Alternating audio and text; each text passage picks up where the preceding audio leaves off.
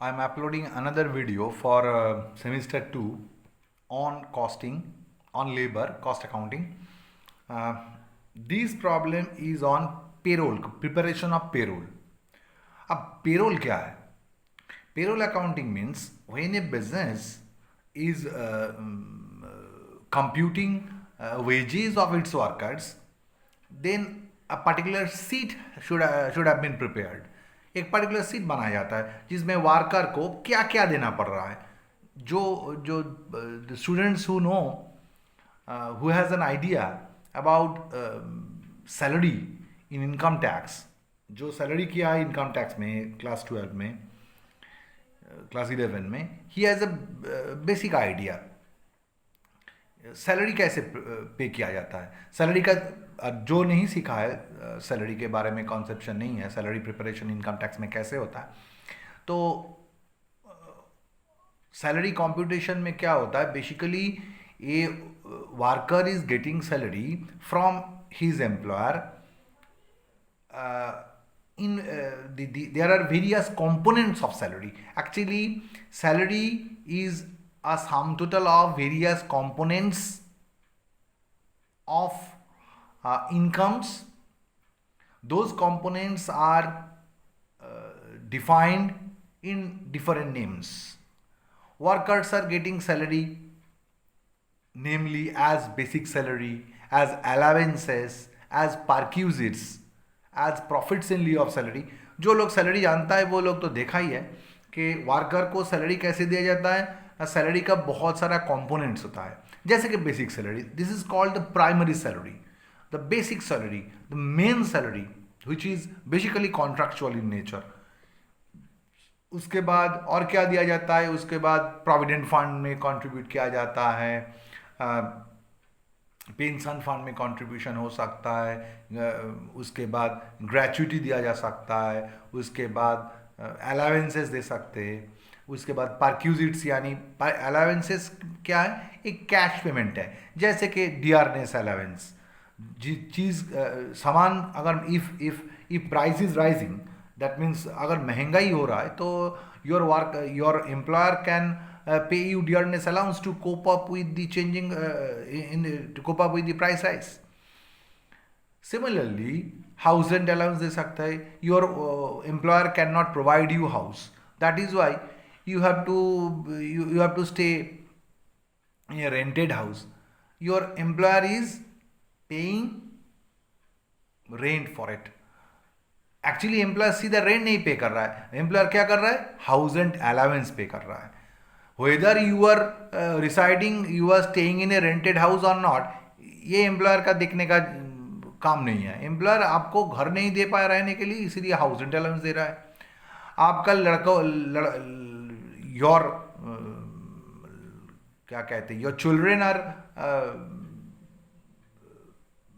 Children are admitted in to school and your employer is paying children education allowance.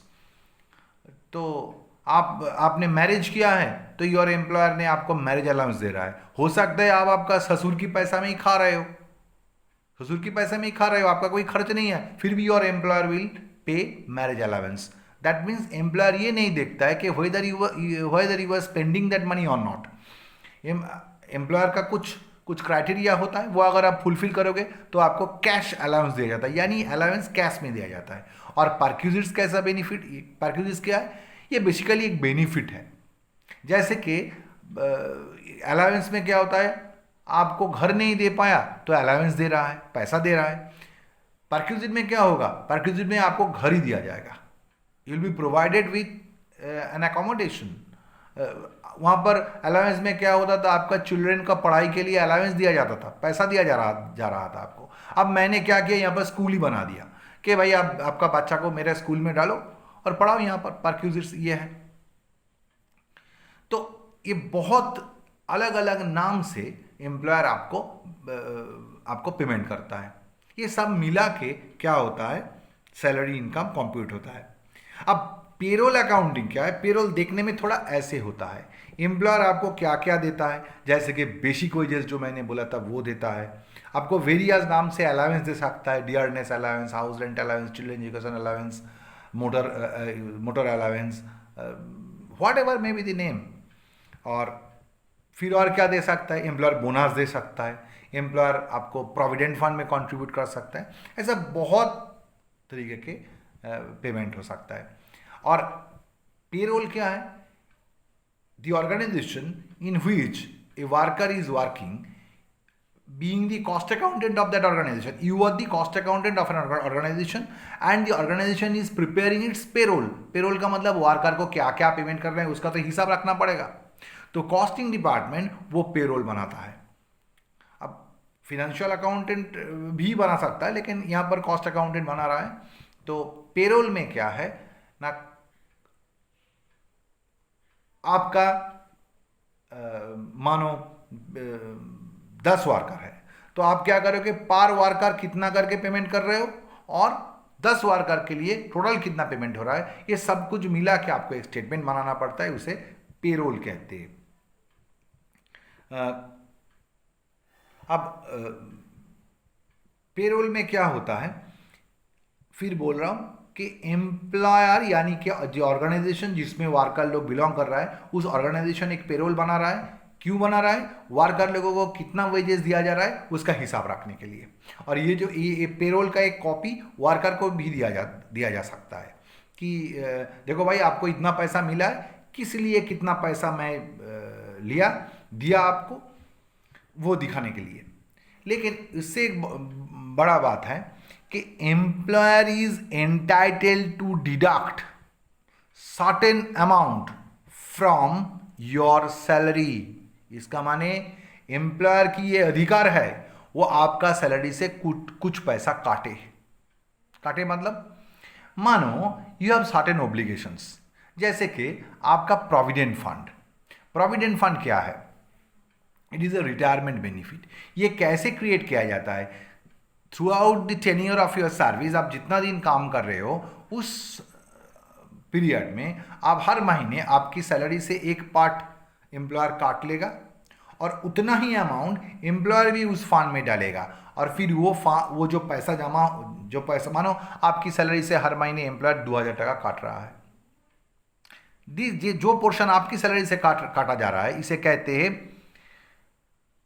Employees contribution to provident fund. और equal amount यानी 2000 employer भी जमा कर रहा है। तो कितना हुआ, एम्प्लॉयर जो कंट्रीब्यूट कर रहा है उसे कहते हैं employers contribution to provident fund. Employee की सैलरी से जितना पैसा काट के ले रहा है उसे कहते हैं employees contribution to provident fund. अब एम्प्लॉय की सैलरी से 2000 काट लिया मैंने और मैंने भी 2000 दिया, मोट 4000 हुआ। मेरा ड्यूटी है, आई एम दी ऑर्गेनाइजेशन, मेरा ड्यूटी है कि वो 4000 हर महीने एम्प्लॉय की नाम पे प्रोविडेंट फंड अथॉरिटी, एक सेंट्रल गवर्नमेंट का अथॉरिटी है, उसके पास भेज देना। This is my responsibility. तो फिर मैं ये बोलना चाह रहा हूं कि प्रोविडेंट फंड में जो कंट्रीब्यूशन होता है उसमें 2 पार्ट रहता है। एक तो है आपका प्रोविडेंट फंड कंट्रीब्यूशन जो होता है, प्रोविडेंट फंड कंट्रीब्यूशन में पीएफ कंट्रीब्यूशन, इसमें दो पार्ट रहता है। एक है एम्प्लॉयर्स कंट्रीब्यूशन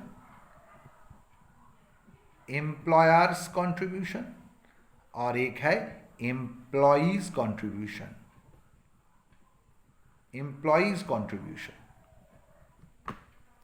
एम्प्लॉयर का कंट्रीब्यूशन, एम्प्लॉयर क्या करता है, उस फंड में जो प्रोविडेंट फंड का फंड वो क्रिएट कर रहा है, उस फंड में मानो हर महीने वो 2000 करके जमा कर रहा है और आपकी सैलरी से, आपका बेसिक सैलरी से वो 2000 काट के ले रहा है। मोट 4000 जमा हुआ यहाँ पर। वो यहाँ से वो क्या करेगा, 4000 उठा के प्रोविडेंट फंड अथॉरिटी को, पीएफ अथॉरिटी को भेज देगा। समझे?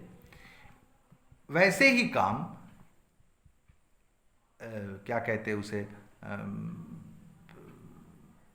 पेंशन फंड में भी हो सकता है। ऐसा ही काम, ऐसा ही तरीका हम लोग अपनाते हैं ईएसआई कंट्रीब्यूशन में, एम्प्लॉय स्टेट इंश्योरेंस में भी ऐसा ही फंडा काम करता है।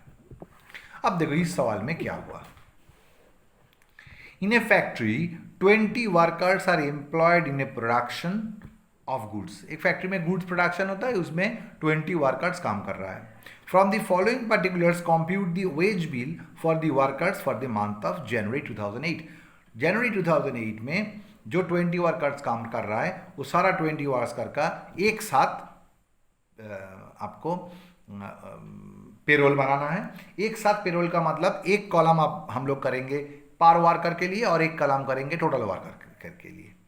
तो देखो यहाँ पर क्या क्या पेमेंट हुआ। पहले बेसिक वेजेस यानी बांग्लाয় बोले मूल वेतन 1000 पर मंथ पर वर्कर दिया जा रहा है।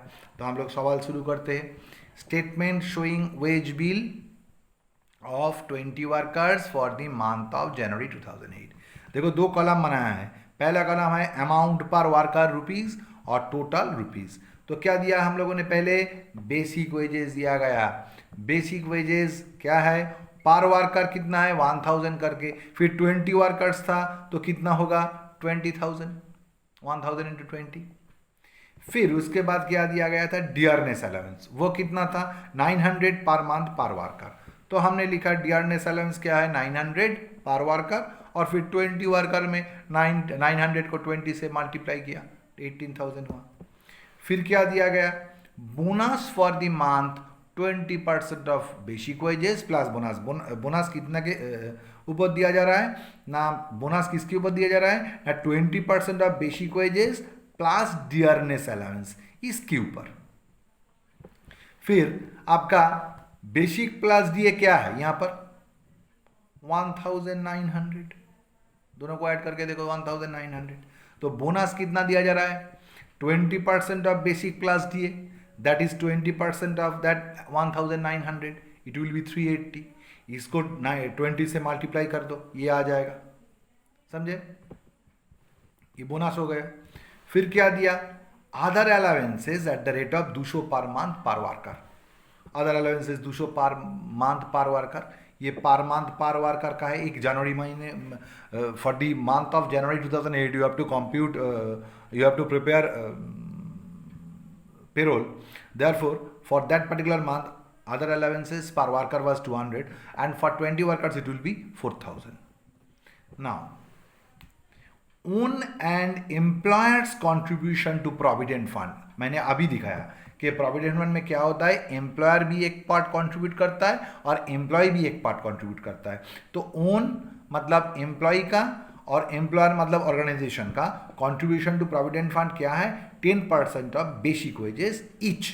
मतलब एम्प्लॉय भी 10% देगा और एम्प्लॉयर भी 10% देगा। तो पहले एम्प्लॉयर कितना दे रहा है, employer contribution to provident fund क्या है ना 10% ऑफ बेसिक वेजेस पर वर्कर। बेसिक वेजेस था 1000 करके, तो 1000 के ऊपर 10% पर वर्कर 100 रुपीज़, 20 वर्कर्स के लिए इंटू 20 2000। ये हुआ आपका एम्प्लॉयर्स कंट्रीब्यूशन, एम्प्लॉयर जितना दे रहा है। और यहाँ पर एक ही चीज़ बोला है कि own and employers contribution to ESI, employee state insurance, at the rate of 2% on basic wages. एक ही बात बोला है कि बेसिक वेजेस था यहाँ पर आपका 1000 पर वर्कर, उसके ऊपर 2% है एम्प्लॉयर्स कंट्रीब्यूशन, एम्प्लॉय जितना दे रहा है वो क्या है 2% ऑफ 100 20 रुपीज़, और 20 वर्कर्स के लिए ये इंटू 20 400। अब ये हुआ आपका ग्रॉस वेजेस। अब एम्प्लॉयर का एक ओब्लिगेशन बनता है। क्या ओब्लिगेशन है, गवर्नमेंट का जो भी क्लेम है, क्या क्या गवर्नमेंट का क्लेम है, जैसे कि ये जो प्रोविडेंट फंड का जो क्लेम बना, एम्प्लॉय भी प्रोविडेंट फंड में एक पार्ट देगा और एम्प्लॉयर भी एक पार्ट देगा। ये दोनों पैसा मिला के एक साथ गवर्नमेंट को भेजना पड़ेगा। एम्प्लॉय स्टेट इंश्योरेंस में जो पैसा एम्प्लॉयर और एम्प्लॉय दे रहा है वो भी पैसा सैलरी से काट के गवर्नमेंट को भेजना पड़ेगा। मतलब ये हुआ कि एम्प्लॉय अल्टीमेटली हाथ में ये पैसा नहीं पाएगा। मेरा जिम्मेदार, I am the organisation, it is my obligation, it's my responsibility to deduct those items from employee salary and send it to respective authorities. It is my description, my obligation, my responsibility. Therefore पैसा worker की हाथ में देने का पहले हम क्या करेंगे, ये सब पैसा काट लेंगे। इनकम टैक्स भी हो सकता है, सवाल में बोलेगा कि एम्प्लॉय का इनकम टैक्स इतना हुआ, तो मेरा रिस्पॉन्सिबिलिटी बनता है कि इनकम टैक्स का टीडीएस कहते हैं हम लोग, जब टैक्स पढ़ेंगे सुनेंगे, टैक्स डिडक्टेड एट सोर्स करेंगे और टैक्स इनकम टैक्स का पैसा भी यहाँ से काट के इनकम टैक्स अथॉरिटी को भेजना पड़ सकता है, प्रोफेशनल टैक्स जैसे काटा जा सकता है। इस सवाल में नहीं है उतना, वो है यहाँ पर है professional tax deducted from salary, वो भी दिखाना पड़ेगा फिर। तो employees and provident fund authority में, प्रोविडेंट फंड अथॉरिटी को when I am remitting the money, हमको क्या करना है, एम्प्लॉय का भी जो कंट्रीब्यूशन है वो भी हम लोग प्रोविडेंट फंड अथॉरिटी को भेजेंगे और एम्प्लॉयर का जो पार्ट है वो भी भेजेंगे। अब एम्प्लॉयर एम्प्लॉय दोनों का पार्ट क्या है, देखो यहां पर employee and employers contribution to provident fund, वो क्या होगा, देखो एम्प्लॉय का कंट्रीब्यूशन क्या था, एम्प्लॉय का कंट्रीब्यूशन था 10%, एम्प्लॉयर का कंट्रीब्यूशन था 10% और एम्प्लॉय का कंट्रीब्यूशन भी 10% हुआ, माने दोनों मिला के एक्चुअली बेसिक वेजेस का 20% मोट कंट्रीब्यूशन है। तो हम लोग प्रोविडेंट फंड अथॉरिटी में कितना भेजेंगे, एम्प्लॉय का कंट्रीब्यूशन 10% प्लस एम्प्लॉयर का कंट्रीब्यूशन 10%, दोनों मिला के हम लोग 20% of basic wages per month 1000 per month पर वर्कर था 200 टाका हम लोग उसका सैलरी से काट लेंगे और 20 वर्कर के ऊपर 200 इंटू 20 4000 काट लेंगे। ईएसआई कंट्रीब्यूशन भी ऐसा है, ईएसआई कंट्रीब्यूशन क्या था, 2% एम्प्लॉयर का कंट्रीब्यूशन था, एम्प्लॉय का कंट्रीब्यूशन भी इक्वल था। यहां पर देखो own and employees contribution to ESI क्या था, 2% ऑफ बेसिक वेजेस ईच, मतलब एम्प्लॉय भी 2% देगा, एम्प्लॉयर भी 2% देगा। एम्प्लॉयर का 2% ऑलरेडी हमको देना था तो हमने यहाँ पर ऐड किया, लेकिन गवर्नमेंट को भेजना कितना है, मेरा 2%, एम्प्लॉयर का 2% और एम्प्लॉय का 2%, टोटल 4% हमको भेजना था। वो 4% ऑफ बेसिक 4000 पर वर्कर 40 रुपीज़ हुआ, 20 से गुण किया, 20 वर्कर का निकल गया, इतना हमको काट लेना है, काट के गवर्नमेंट को भेजना है। और क्या भेजना है हमको, और क्या काट लेना है, प्रोफेशनल टैक्स काट लेना है, बोला कि 20 रुपीज़ काटना है, बोल दिया। देखो कौन दिया है, ये दिया professional tax deducted from salary, मतलब एम्प्लॉय खुद दे रहा है, उसका सैलरी से सिर्फ काट के मैं गवर्नमेंट को भेज रहा हूं। अगर ऐसा बोलता कि professional tax paid by employer, हो सकता है एम्प्लॉयर ही प्रोफेशनल टैक्स दे रहा है, एम्प्लॉय की तरफ से employer is paying professional tax, employer is reimburse, employer is paying professional tax, employer is discharging professional tax of the employee on behalf of employee. हो सकता है कि एम्प्लॉयर ही प्रोफेशनल टैक्स दे रहा है, तब क्या करना पड़ेगा, अगर ऐसा होता तो यहां पर ऐड प्रोफेशनल टैक्स लिखना पड़ता, क्योंकि वो तब एम्प्लॉयर का खर्च बन जाता। एम्प्लॉयर प्रोफेशनल टैक्स यहां पर एक बार देता और फिर एक बार यहां पर लेस कर देते, क्योंकि वो प्रोफेशनल टैक्स हमको काट लेना है सैलरी से, काट के गवर्नमेंट को भेजना है। लेकिन यहां पर प्रोफेशनल टैक्स एम्प्लॉयर ने नहीं दिया है, एम्प्लॉय खुद दिया है, इसीलिए हमने क्या क्या यहां पर ऐड नहीं किया। एम्प्लॉयर तो कोई खर्च नहीं किया, एम्प्लॉयर यहां पर क्या किया, सिर्फ एम्प्लॉय का पैसा से काट के गवर्नमेंट को भेज दिया। तो हमने क्या किया, यहाँ पर देखो प्रोफेशनल टैक्स 20 रुपीज़ पर वर्कर पर मंथ काटा, 20 वर्कर के ऊपर इंटू 20 किया, 400 हुआ। तो टोटल डिडक्शंस, हमने टोटल डिडक्शंस क्या किया, देखो यहाँ पर टोटल ग्रॉस वेजेस हमने लिखा था, इतना ग्रॉस वेजेस हुआ था, और सैलरी से काटना कितना पड़ रहा है लेस, ये 200 पर वर्कर प्रोविडेंट फंड, ये 40 रुपीज़ पर वर्कर ईएसआई, और ये 20 रुपीज़ पर वर्कर प्रोफेशनल टैक्स। तो टोटल डिडक्शन कितना हुआ, ये ऐड कर दिया सभी, इसको बी पार्ट लिखा गया। फिर नेट वेजेस पेबल, मतलब एम्प्लॉय को how much amount will be paid to the worker हाथे कत टाका वेजेस हम लोग उठा देंगे, कितना वेजेस कैश में पेमेंट करेंगे उसको, नेट वेजेस पेबल कितना होगा। ग्रॉस वेजेस था ए में, और बी था क्या, उससे डिडक्शंस क्या लिया गया, उससे क्या क्या पैसा, कितना पैसा काट के गवर्नमेंट को भेजा गया, वो सब माइनस कर, वो सब ये आया बी, उसको ए से माइनस कर दिया। तो ये जो फिगर हुआ ये नेट वेजेस पेएबल, यानी कि एक महीने में एक वर्कर को 2340 कैश हाथ में मिलेगा, पैसा तनख्वाह मिलेगा हाथ में, और 46,820 वर्कर्स को मिलेगा। कभी कभी ऐसा हो सकता है कि एम्प्लॉय ने एम्प्लॉयर को बोला कि सर मेरा LIC प्रीमियम भी आप मेरा सैलरी से काट के पेमेंट कर दीजिए, ऐसा हो सकता है।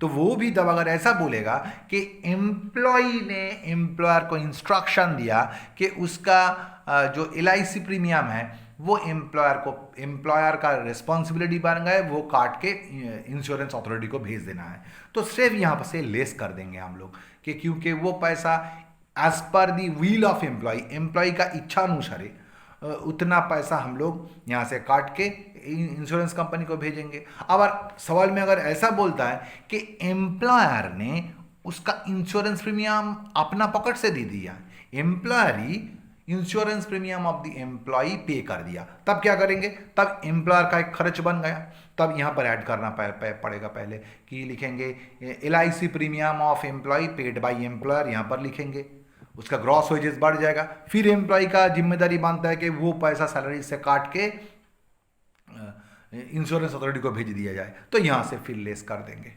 समझ में आया? अगर कोई प्रॉब्लम है तो हमसे फ़ोन करना। और अब हमने जितना मोटा मोटी मास्टर वर्ड प्रॉब्लम करना था हमने कर चुका, अब हमने एक लाइव क्लास करेंगे, उसके लिए रोहन के साथ या शुभजीत के साथ थोड़ा कांटेक्ट करना। और एक मास्टर प्रॉब्लम था, बड़ा हो जाएगा क्या?